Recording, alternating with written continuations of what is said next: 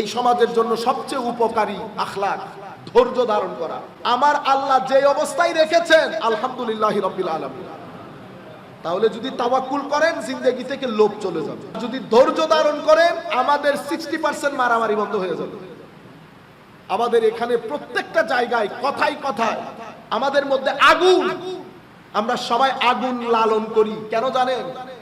যেই ব্যক্তির সিনার মধ্যে আমার আল্লাহর তাকওয়ার নূর থাকবে সেই ব্যক্তির সিনার মধ্যে আগুন মানে গুসার আগুন আস্তে আস্তে আস্তে নিচের দিকে চলে আসে।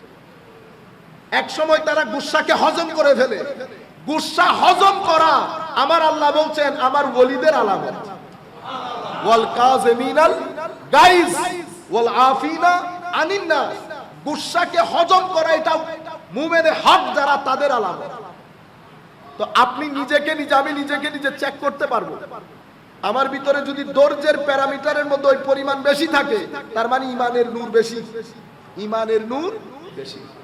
আর যদি এটা কম থাকে তাইলে আমার এই কাগজে কলমে মানে আমার কাপড়ে সুপরে ধর্ম, ভিতরে দিন নাই, ভিতরে দিন নাই। আপনারা বুঝতে পেরেছেন জিনিস? যেই ব্যক্তির ভিতরে দিন থাকে সেই ব্যক্তি হায়াদার হয়। কিদার হয়? হায়াদার।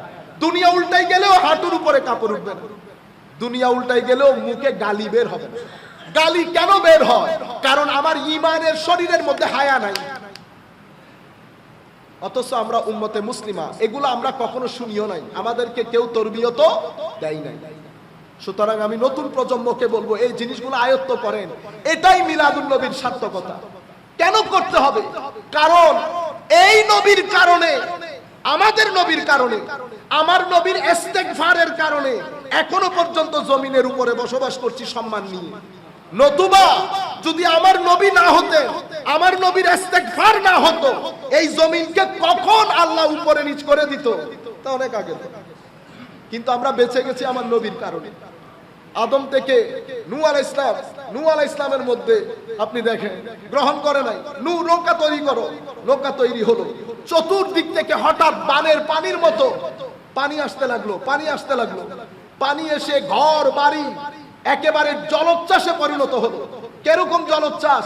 একতলা দুই তলানো পাহাড় সমপরিমাণ পানি। মানুষ দিক বিদিক ছোটাছুটি। সেই মহাসমুদ্রের মধ্যে নৌকার মধ্যে আরাম আয়েসে নৌকা ভ্রমণ আছে না, নৌকা ভ্রমণ আছে না, নৌকা ভ্রমণ করছেন নূহ আলাইহিস সালাম এবং নূহ আলাইহিস সালামের কলমা যারা পড়েছেন তারা। আমার আল্লাহ বলছেন নূহ এবার তুমি হাসো, তারা কান্না করুক। তাহলে মেসেজ কি? মেসেজ হচ্ছে আপনি যদি এই ধরার মধ্যে দুনিয়ার মধ্যে হাসতে চান, মৃত্যুর খাটে হাসতে চান, কবরে হাসতে চান, কিয়ামতের ময়দানে যদি আপনি ওই নৌকা ভ্রমণ করতে চান, আমাদের হাতে আমাদের কাছে অপশন একটা, অবশ্যই মদিনাওয়ালা যে তালিমাত সেটা গ্রহণ করতে হবে। এবং মদিনাওয়ালার নূর যারা বন্টন করেছে, যাদেরকে নূরুল হুদা বলে, যাদেরকে সৈয়দ আহমদ শাসরি কোটি বলে, যাদেরকে গোসে বাইস ভান্ডার বলে, আপনারা যখন ইনাদের নাম নিবেন, আমাদের পুরানো বুজুর্গ যারা, যাদের মাধ্যমে আমাদের এখানে দ্বীন প্রচার প্রসার হয়েছে, হযরতে শাহে আমানত, হযরতে বদর শাহ কেবলা, এই সমস্ত ওলিদের কথা আপনারা কখনো ভুলবেন না।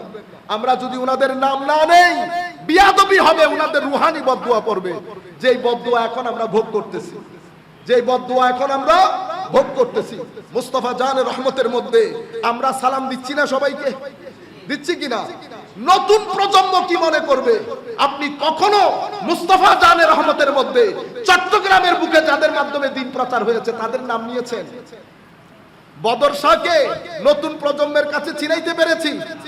আমি আমারটাকে তুলতে তুলতে আসমানে তুলেছি, আসমানে তুলেছি।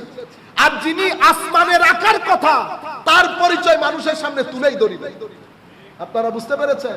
রুহানি বদদুয়া পড়েছে, যেই বদদুয়া আমরা বর্তমানে ভোগ করতেছি। এবং এই লাঞ্ছনা গঞ্চনা আরো কতদিন সহ্য করতে হয় আল্লাহ আল্লাহ রসুল ভালো জানে, আল্লাহ আল্লাহ রসুল ভালো জানে। সুতরাং আমরা ইনাদের, আমাদের মুরব্বীদের কথা, আমাদের ধর্মের মধ্যে কেউ যদি মুসলমান হইতে চায় আকীদার মধ্যে একটা একটা আর্টিকেল কি, আদম আলাইহিস সালাম থেকে ঈসা আলাইহিস সালাম পর্যন্ত সমস্ত নবীর উপর ঈমান আসতে হবে, আছে না? মাওলা কেন করলেন? তুমি এখন তোমার নবীর উপর তুমি বিশ্বাস করলা, কিন্তু যেই সমস্ত আম্বিয়াই কেরামের মাধ্যমে আমার দ্বীন জমিনের মধ্যে জিন্দা ছিল, তাদের নাম যদি না নাও তাইলে নতুন দিয়ে হবে? পুরাতনকে স্মরণে রাখতে, পুরাতনকে স্মরণে রাখার সুন্নাত জারি করেছেন আল্লাহ, সেই কারণে আদমকে স্মরণ করতে বলেছেন। সেই কারণে কোরআনে পাকের মধ্যে এই সমস্ত আম্বিয়া ইকরামের নামও নিয়েছেন, আমাদেরকে বলেছেন তাদের উপর ঈমান না হলে ঈমান হবে না। মাওলা ধরেন সবার উপর ঈমান আনলাম, শুধুমাত্র আমি হযরত ইলিয়াসের উপর আনলাম, মুমিন হবেন? হব না। কেন? কারণ আমার এই পুরা প্রজেক্টের মধ্যে আমার ইলিয়াসও শামিল আছে, আমার ইলিয়াসও শামিল আছে। সুতরাং আমরা যখন এই কাজগুলা করব, নতুন প্রজন্মের কাছে কোনোভাবে যেন রং মেসেজ না যায়। এই রং মেসেজ দিয়ে দিয়ে আমরা তরুণ প্রজন্মের ভিতরে, আপনি তাদেরকে জিজ্ঞেস করেন, ইন্টারভিউ করেন, ম্যাক্সিমাম জিনিস তারা জানে না, কোনটা ফরজ, কোনটা হারাম, কোনটা ওয়াজিব, কোনটা সুন্নাত। তারা জানেও না আকীদা কাকে বলে, আকীদার মেইন জিনিস কি, আহলুস সুন্নাত ওয়াল জামাতের আকীদা কি, কোন কোন আকীদা পাওয়া গেলে একজনকে সুন্নি বলবো, কোন কোন আকীদা পাওয়া না গেলে একজনকে সুন্নি বলতে পারবো, কোন কোন আকীদার মধ্যে উপর নিচ হলেও সুন্নিয়ত থেকে বের করতে পারবেন না মেজরিটি লোক, আমরা জানি।